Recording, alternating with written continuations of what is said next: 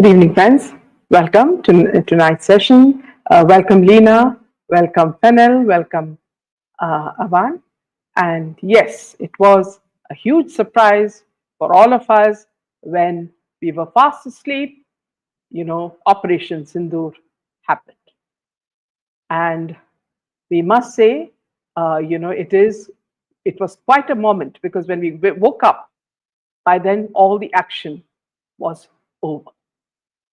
So now, friends, India watched and waited, is what I would say, because of the way Narendra Modi ji and his team planned it very, very brilliantly.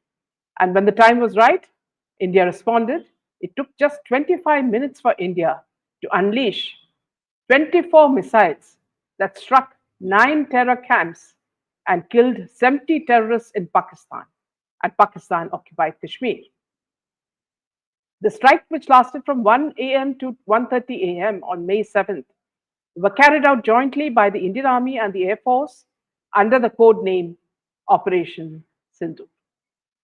At a press briefing in New Delhi, Foreign Secretary Vikram Misri, flanked by Colonel Sophia Qureshi and Wing Commander Vyomika Singh, said the operation was a measured and proportionate response to the April 22 terror attack in Pahalgam, Jammu and Kashmir.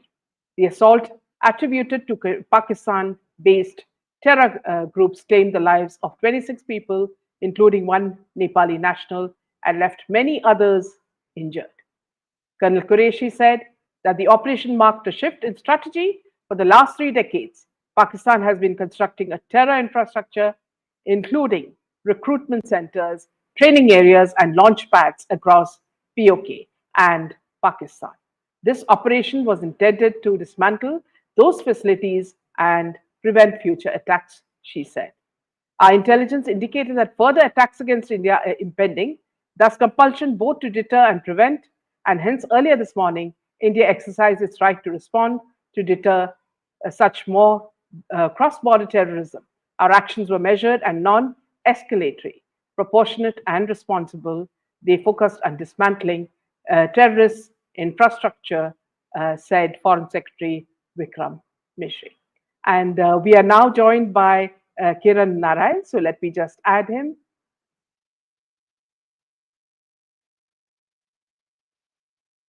Welcome, Kiran. Is your camera on, Kiran? Can you hear me? Yes. Can you hear me? Yeah, right. Hi. Welcome, Kiran. And to my viewers, this is Kiran Narayan, an eminent lawyer and who's been on our show several times to speak about several legal issues, and also the fact that, I wanted him to speak on what happened last night and the kind of effect it has had not only on the country but also on the world. So welcome, Kiran. Really a pleasure to have you. Thanks, Meena. Thanks for having me. Yeah. So, Kiran, as you know, what has happened is that India has made it very clear that the attack has been purely on the 9 terrorist camps in Pakistan, occupied Kashmir, and Pakistan. From Bahawalpur to Muzaffarabad, these camps weren't hidden. They were nurtured under the watch of the Pakistani state. The Indian armed forces turned adversity into a powerful Fateh moment. Their courage and valor in the face of danger have made us all proud, and Operation Sindoor has been a befitting name for what has happened, isn't it, Kiran? Your views on this? Absolutely, Meena. I think this was expected. I think, pretty much when we saw what happened at Pahalgam, it was just a matter of time, I believe. And unlike previous dispensations that we've seen in India, I think this government, and certainly under the leadership of the Prime Minister, whenever such an event has happened, it has been decisive by way of a response. But this time around, especially when civilians were targeted, I think it was more of when as opposed to if. So I think that these attacks that happened overnight were certainly certainly needed, but more importantly, along expected lines. And I think it also You know, there's a lot of firsts in this, Meena, Yes. and to the viewers that's on this call. You know, I don't think India has ever gone this deep in any of its previous attacks.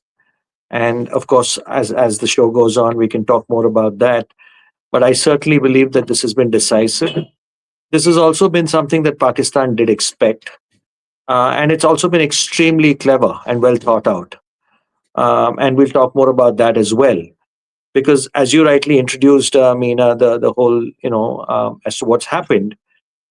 Um, the government and the military, the armed forces, have only and only gone after terrorist installations. They've not gone after civilian, uh, areas, nor have they gone after military installations. They've only gone after the terrorist infrastructure. So this is actually going to leave Pakistan in a little bit of a tight spot if they were to think about a retaliation from the point of view that where do they retaliate? Do they go, if they go after India, then where in India are they going to go after? Are they going to go after the civilians in India like they did in Pahalgam? Then that's not going to be a popular thing to do. Are they going to go after the Indian military? Then that kind of unshackles us from going after the military. So I think this has been a very clever move.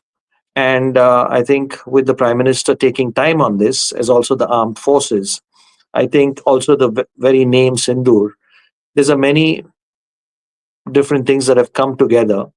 And I believe that this would be a decisive moment, certainly from the point of view of, the Pakistan pain point that has actually been in existence for more than 4 decades now.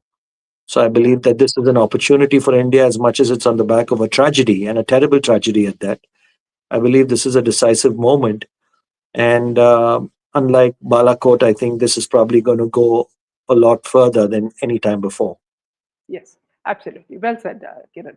And also the fact that, see, Kiran, it has been a very, very cowardly act on the part of, Pakistan to send in terrorists like rats from a hole, and that also to, shoot at innocent tourists who had, not, no arms to defend themselves. And what were they telling their women? Go and tell Modi. Okay, so isn't it strange that, see, Modi has given them a very befitting reply, a few days later, after calculating how it is going to affect the country as well. Now, Kiran, see, one thing, if you look at the comparison with Israel, when they attacked Hamas, they were very precise. These are all precise hits, strikes. And what Modi ji would have looked at was, how Pakistan is going to play the game. Because, Pakistan and Palestinians have a very similar sort of gene. The first thing that they do is the moment you strike a terrorist, they'll say that civilians are involved, women and children are being killed, and they immediately start sending photographs of, women crying and children being wounded and, hospitals being attacked. So these are all lies that Pakistan is also now spreading. Because I saw this brilliant interview by Sky TV, where the Sky TV lady was speaking to the minister or Pakistani minister, and Yeah. he was telling them that, see, they didn't attack terrorists, they attacked women and children, and we are taking all the journalists by bus to show them these places. So this lady was so, sort of angry. She said, "You have a history of telling lies, and where are these places that you're showing us?" So he said, "I'll show it to you." So she said, "No, unless we verify it, we can't show it on our channel, because Pakistan has a history of telling lies, showing the wrong things, and always harboring terrorists. So this is something, isn't it very strange that Pakistan has absolutely nothing to defend themselves with? Absolutely, Veena. I mean, if you think about this, Meena, over the years and over the decades as well, this is an area where Pakistan has actually dominated India in the spread of wrong information. They've done far better than us. And even if you think about Balakot when it happened, and when you think about Abhinandan and what happened there, they were able to twist adversity to an opportunity or rather a sympathy, and they've done very well at that. But what I would say about this is that, I think the world look, at the end of the day, it's all about economics as well, Meena, as you would know. And today, Pakistan is no more than a begging bowl. And even countries that have chosen to make investments in Pakistan, whether it's the CPEC with China or whether any of the Arab countries that previously went and made investments into Pakistan, they've all come away with very little, in fact, nothing. It's not really worked out for them. It's a country and a state that has failed. And so when the economics of war does not work out, not many people, and today that's and on the flip side of it, you look at India. There's a genuine interest in India. There's a certain robustness about India. There is also a lot of people wanting to talk and be in India. And so when there is an economic opportunity and there is so much gloom across the world, people are eventually going to figure it out, and they're going to say, what's in it for me if I go on and start, continue to support Pakistan? What's in it for me? Nothing. On the contrary, I can actually be with India. There's a business opportunity, there's a commercial opportunity, there's an economic opportunity, and this is a country that is, slated to move forward and go far. So when there is that comparison to be made, I don't think it's, any surprise that you see country after country wanting to distance itself from these attacks, and in fact encourage India to go after them, and even say that it's India's right to go after these people. Now, this kind of aggregation of countries has not happened before. Yeah, I believe absolutely. I believe this is a tremendous opportunity for India in adversity. Yeah, Adversity being what happened at Pahalgam, yeah, but opportunity because you look at the world powers today. America's heavily preoccupied with trade and such. I think Trump has made it very, very clear that he doesn't want to get into somebody else's business unless there's something in it for him. And right now, it's very, very apparent that India is a country that he wants to do business with. yeah, Likewise, you look at China today. China is in all sorts of economic mess, and yes, they're not going to get their hands dirty in a problem of this kind when they have far larger battles to be won. Now, you look at Europe. Europe is in absolute doldrums, and you would have certain countries within Europe who would come to Pakistan's aid in historically. That's not going to happen anymore. You look at the Arab countries. The Arab countries are doing extremely well with India. I mean, if it's Qatar, if it's Saudi, they're all doing extremely well with India. And in particular, I think Modi's efforts in bringing them closer to commerce within India seems to be working. So there is Turkey, where the guy has his own problems, and he seems to be symbolically supporting Pakistan, but it doesn't really matter. So when you look at this in totality, Meena, I think the timing is great for India to not really let this linger on as a problem. I think there's enough, systemic issues with Balochistan, Pakhtunistan, Sindustan, and the Punjab part of it becomes a very small portion and easier for India to manage. So I see this as a potential opportunity for us to kind of dissolve Pakistan as we know it today, and there's a potential for India to actually have four neighbors as opposed to one troublesome one. And I think if that doesn't happen, it's a country that's about to fritter away. yeah, So and absolutely. misinformation is not going to help Pakistan this time around. Yeah, absolutely.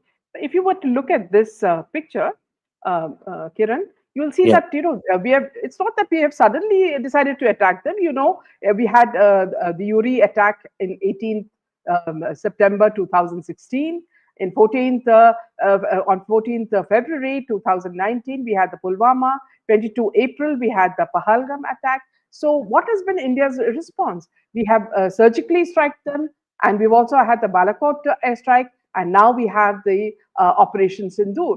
So it's a very befitting name as well, Kiran, because as you know, women were left helpless, at the Pahalgam, attack, and they were, it's so sad that in a moment you become a widow, and all these women had no one to even help them. They were put in an area where there was no there was no net, there was no security, and it is this helplessness that made Modi ji use this name and say that, see, we will protect our women, our widows, and we will make sure that we'll get into each and every rat hole and strike at these terrorists, isn't it? So it's very Yeah. symbolic about how our prime minister is protecting our women.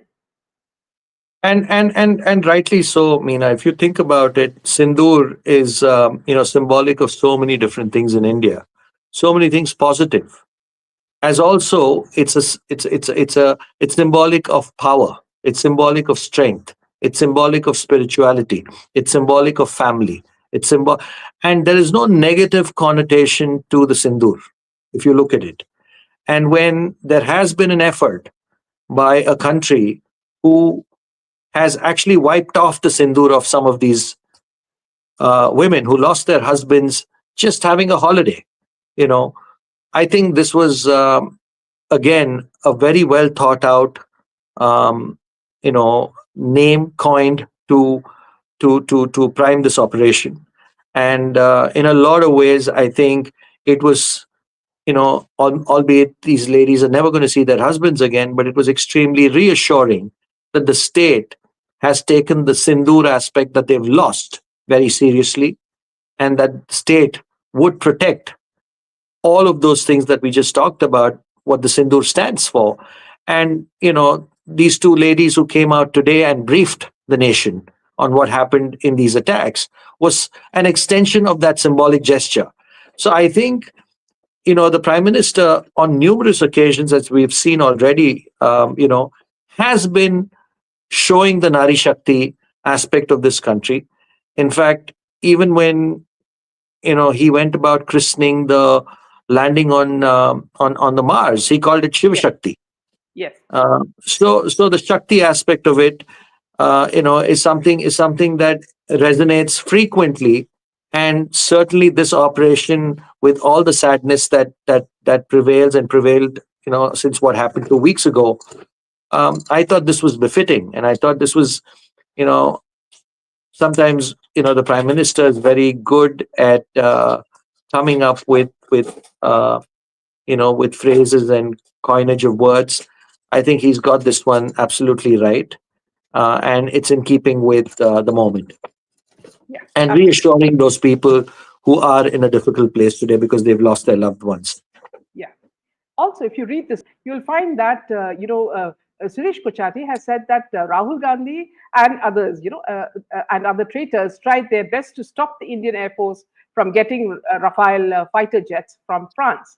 When we look at how Rafale was in Operation Sindoor, we can understand why these petitioners went to the Supreme Court to prevent IAF from accessing this fighter aircraft. So you can imagine, Kiran, in how many ways Modi ji has had so many enemies fighting, to make India weak, isn't it? Absolutely. I mean, there's no doubt that. I mean, it's even a tragedy we discuss him, Meena. I sometimes have friends in the Congress, and every time we talk about Rahul Gandhi, they're almost apologetic. At the same time, they want to hold a post, and they say, that he's a good guy. We don't want good people, even if he is. I don't know if he is, but we don't want good people. We want people who can run a country. And insofar as Rafal was concerned, he decided to take the government to court. He made a big deal about it. He couldn't even work out the math insofar as what the kickbacks were supposed to be. His math was not adding up. He's an embarrassment. And the fact that today he's an LOP and by protocol he's required to even sit in on those meetings is, in my personal opinion, shameful, because I think he's extremely underqualified to be even sitting in that room. But it is what it is, and I think but insofar as I think whether it's the BJP or the prime minister or anybody else, even in the opposition today, they don't waste a lot of time on Rahul Gandhi, because I think that template is set. At 56, if you want to still call yourself the youth leader of this country, wear a t-shirt, walk around, and have nothing really substantial to contribute, and much so at I think when you see him, he's actually a bottleneck for a lot of good people within his own party, and that's been the case for a long time. But the mother's love for the son is so much that she cannot look beyond him, and he does not get. I mean, how many of us Meena, would be allowed to do something if he failed at it more than 50 times. And every single election you look at, every single campaign that he has led, he has failed. Hmm. And every time they've won because of somebody else, he's been the first to go out there and claim credit. So he has a lot of lackeys around him who want to keep him there. But, I don't know if, and I think it works well for the BJP. I know people may not agree with this, but I think it works well for the BJP.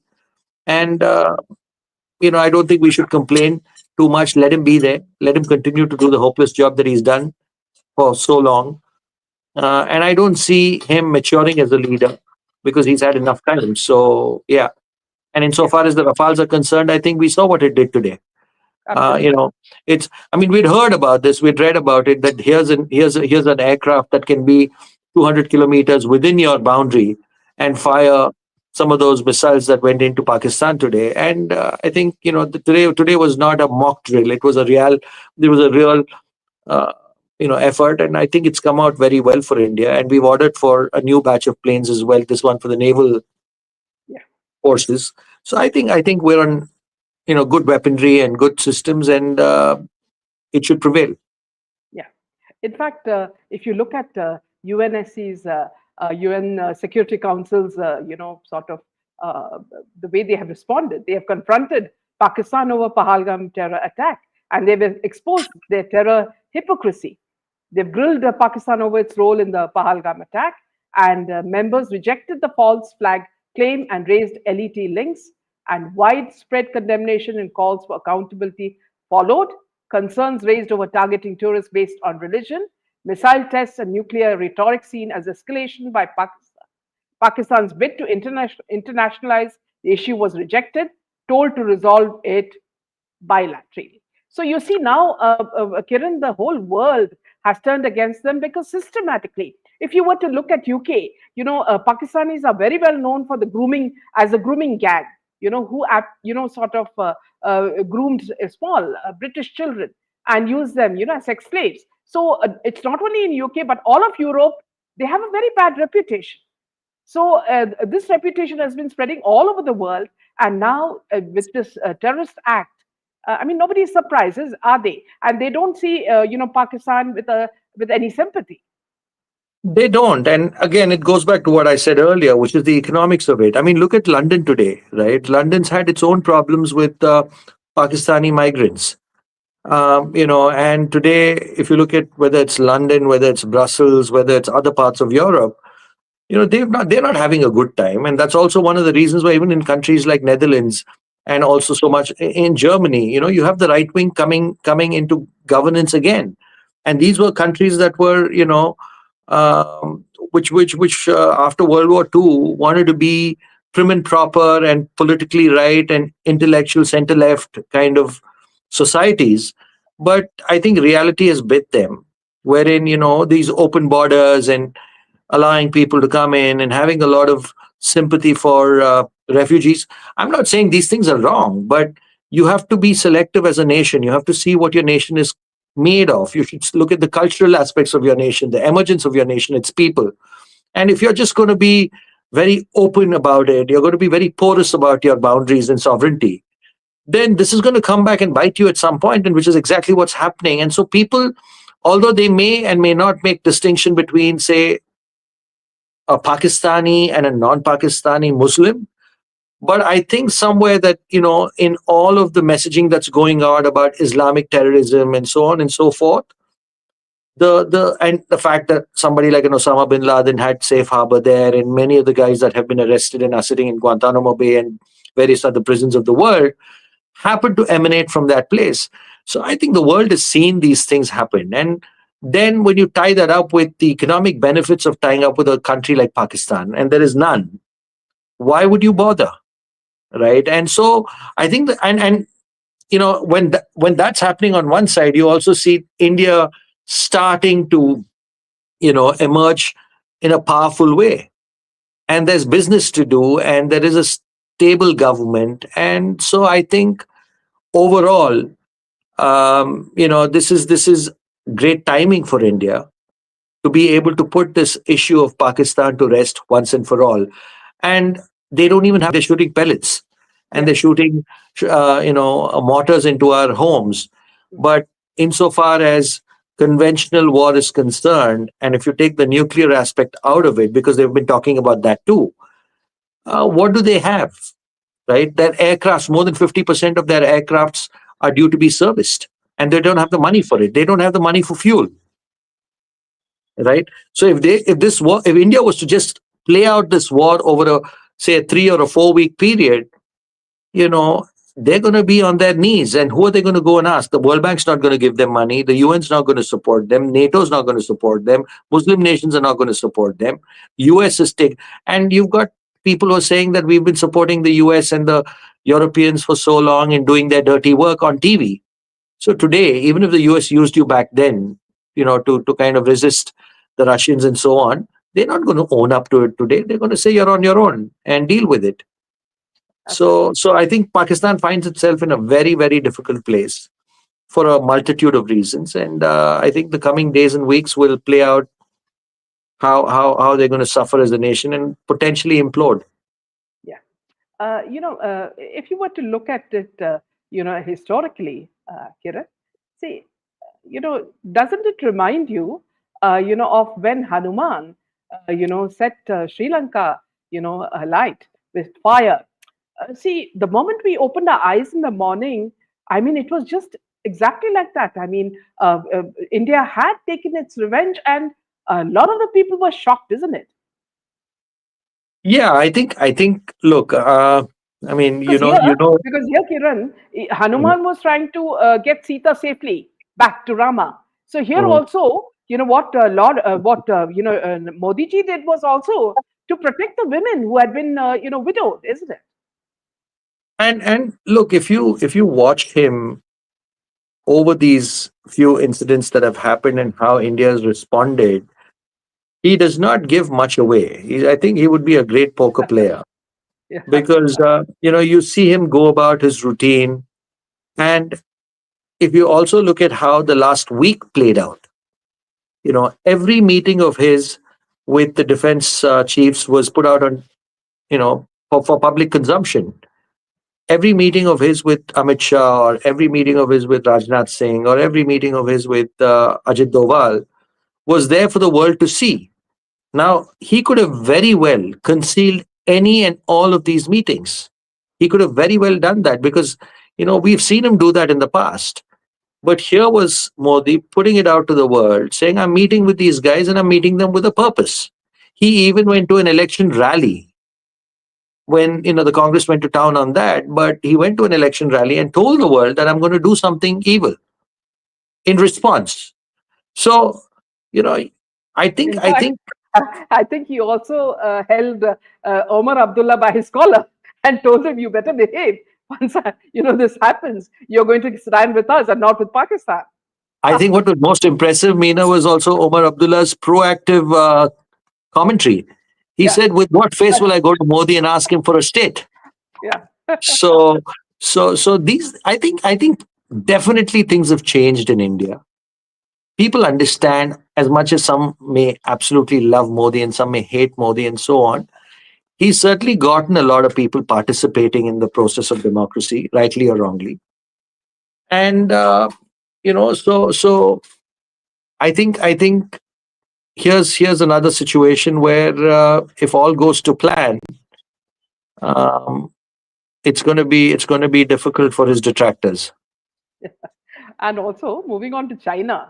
Now, China is in a big fix because now China can't, do anything because all India has done is attack the terrorist, spots and not the civilian spots or the military spots. So India is not asking for war. India just said that we are going to, take our, revenge on who attacked India, and these are the terrorists. So now China says that they have, they're not very happy with, our response, and we are concerned about the ongoing situation.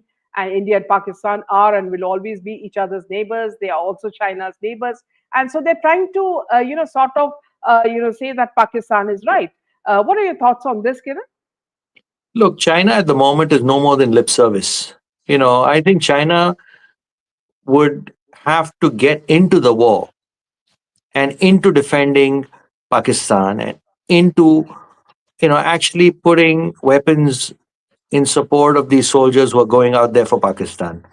We don't see China having done any of that, right? And like we said earlier, they have problems to deal with. And when they've got that many problems to deal with, I think it becomes difficult. And how do they get in? Right? I mean, here's a situation where if China, look, today I think there was a report that Masood Azhar's entire family has been wiped out. And it's the same China that actually blackballed us on five separate occasions when there was a UN resolution to have him designated as a global terrorist. Right? So China is not in a great place today. Pakistan will be extremely unhappy about China's behavior from the point of view that they would have expected a lot more noise coming out from the foreign ministry. They would have expected a strong statement from the president. But none of that has happened.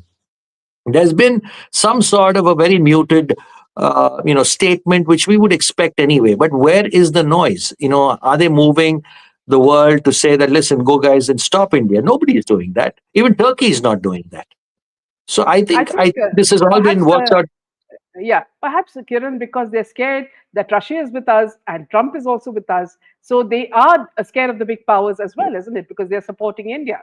They are, but look, Russia, I don't think is the force that it used to be, and Russia has seen the benefit of India's support in its issue with Ukraine, and so Russia does not have the ability right now, or the moral standing to oppose India, But especially they when are, we could. but they are sending warships. They're sending warships, and India continues to buy weaponry from them. Now, there's an argument about whether the quality of that weaponry is good or bad, and that so be it. But I would say that Russia is not going to come out and say to India that we disagree with you because I mean, who bought all of the Russian oil and gas when nobody in the world was buying it? It was India. It was India who was actually buying it for the world. In fact, India picked up a lot of Russian oil and serviced Europe's needs because Europe could not directly buy oil on account of Russia's conflict with Ukraine. Yeah. So, today Russia understands that, it cannot go after India for this. So they're quite happy to not say too many things and they'll say, we wish both these countries well. And then there's lip service about, both countries should maintain restraint. We would be, available if these countries want to come together and sit at the table. But I don't think Modi is remote, remotely interested in sitting at any table. I think he's breaking tables right now and he's probably going to do that for a little while. Yeah, absolutely.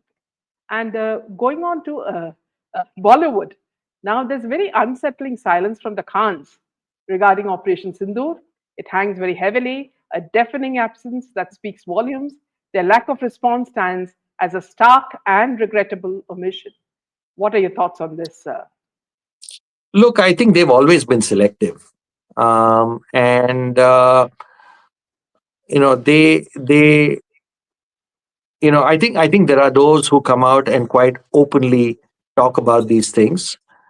But insofar as the Khans are concerned, I think historically, um, you know, uh, they have been caught on the wrong side of issues for various reasons. But I personally do think, Meenaji, that some of them have very good offices with the prime minister at a very personal level.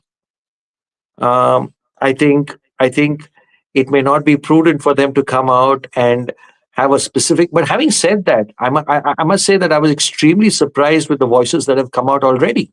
I mean, if you keep Khan's away for a moment and the Bollywood away for a moment, if you look at some of the statements that have come out from the likes of Asauddin Owaisi and others, they've been extremely strong voices in support of the country. And so I think the Khans have deep roots with different players in Dubai and so on historically, and we don't know what those equations are, and we don't know who they want to upset and who they don't want to upset. They obviously have, like you have a Shahid Afridi who's a cricketer in Pakistan who's had a few things to say, and he's become a little unpopular with that. But I think the Khans would be quite happy to sit on the sidelines because, again, amongst the Khans, there are others who have got their own issues to deal with.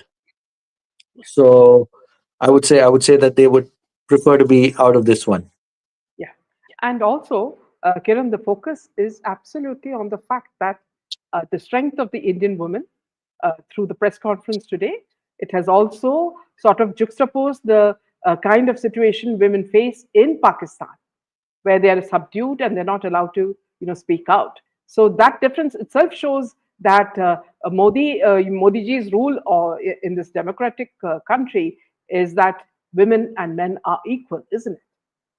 It is, and also it's also breaking those stereotypes that was always associated with the BJP and the RSS. If you remember, Meena, 2014 even, and then 2019 also, the opposition would always have this messaging going out to the country and to the larger world that the BJP and by default the RSS was somewhat anti-woman and somewhat conservative and old-fashioned. I think if you only look through quite closely, whether it's in governance or whether it's with the armed forces or whether it's in academia or whether it's in various other fora, this government has actually projected a lot more women as pallbearers of various initiatives. Now, the Congress has done a lot of lip service, but unfortunately, the Congress also believes that if you speak British English or, that's the only qualification to be a progressive woman. And that if you have accented English or if you speak your mother tongue, but you're an equally strong woman with credentials to your name, then she's not worthy enough to come on various platforms. I think that's essentially what um, has been the approach. But I think the BJP is also the RSS has extremely strong women who've been driving forces in their own area of work. Even when we look at the Padma Shri awards lately over the last 5, 7, 10 years, you see a lot of prominent women who would have otherwise never had a platform. They've been recognized at various age levels as well. So I think it's a good thing. I think it's a fabulous thing. And I think it's also, even if you look at some of the responses that India puts out in the UN, most of those officers, the foreign service officers, are usually women. And you would see Imran Khan come and speak and say things about India and so on. And then you would have a junior officer, but a smart junior officer who is, a young IFS officer from India. She would come out there and defend India's cause. I think this has all been. It's not just by chance. I think there is a concerted effort to Yeah, project the Indian woman absolutely. as being strong. And I think today's coinage of the word Sindoor, notwithstanding the tragedy that happened, as I said earlier, is a very powerful symbolic name to what has taken place. Yeah. Kiran, what do you think Pakistan is going to do next? They're going to be caught. They're going to do something for sure. Because look, the military is about the last frontier for the Pakistanis, right?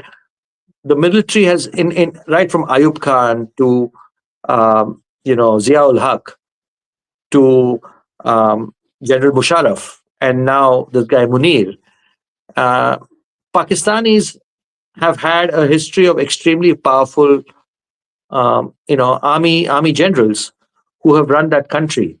So you've never believed, right from 1947, if you look at the history of Pakistan, there's always been this sword of an army general hanging over a civilian government. And no civilian government has ever felt safe. In fact, Zulfikar Ali Bhutto lost his life, his daughter lost her life, and so on, and all mostly at the hands of the army.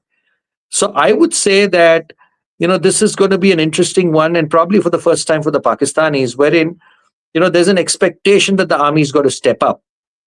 But the army is ill equipped to step up to India now. Yeah. And if they're not going to step up, and India tactically continues to do its thing, and there's some talk about POK being being aggregated in days and weeks and months ahead. If that's also on the radar of the government, because that appeared to be, at least for some of us who wanted to read between the lines, when the Prime Minister actually spoke in Bihar, he said something about land, and he said kha jayenge. So kha jayenge is what? Are we going to go and are we going to take over that? I don't know. I mean, sorry, I'm actually turning on the battery. Yeah. So are we going to do that? I don't know. I think it's going to happen. Um, and the army is in a very difficult position. They've got to defend their country, but they don't have the wherewithal for it. And what may even happen is, if the Indian firepower starts to get potent, you may see the infantry and such running away. Yeah, And some of their weaponry and all of that is quite dated, Meenaji, as we've yeah, heard. So, if some of the sophisticated weapons that India has been able to get its hands on and also develop over the last 10, 15, 20 years, if they are put to play, I think this is going to be a very interesting time for Pakistan. And I think potentially losing its foothold on its country. Yeah. yeah. Also, Kiran, a last point we'll discuss before we end the session. Pakistan has tried its best to spin lies through its media there, and now we have one person saying that India has lost. Pakistan has gunned down 6 RAF pilot planes. Modi has asked the Arabs to ask Pakistan to stop the war. So this is the kind of line that these people are spreading when they know they have lost. And now, earlier perhaps people were not so aware, but with the kind of information going around everywhere, people do not believe Pakistanis anymore, and this kind of what you call lies, don't have any believers, isn't it?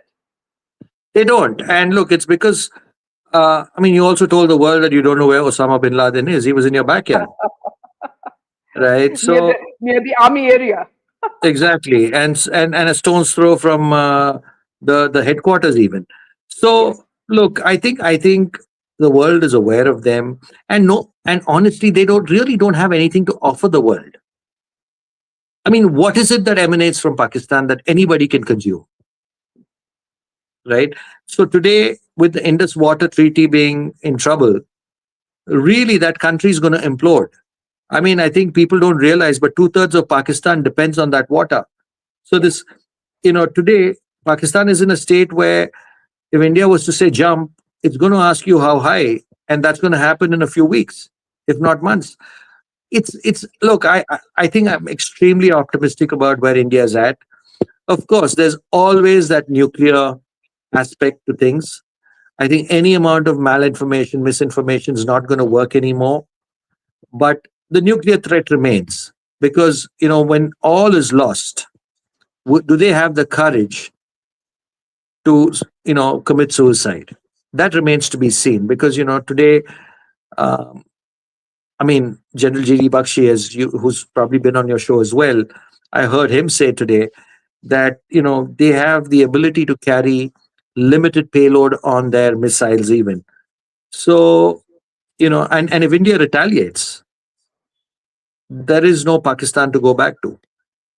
We may lose absolutely. things. We may lose. So I know these are not responsible conversations to have, but that's probably their last final trump card.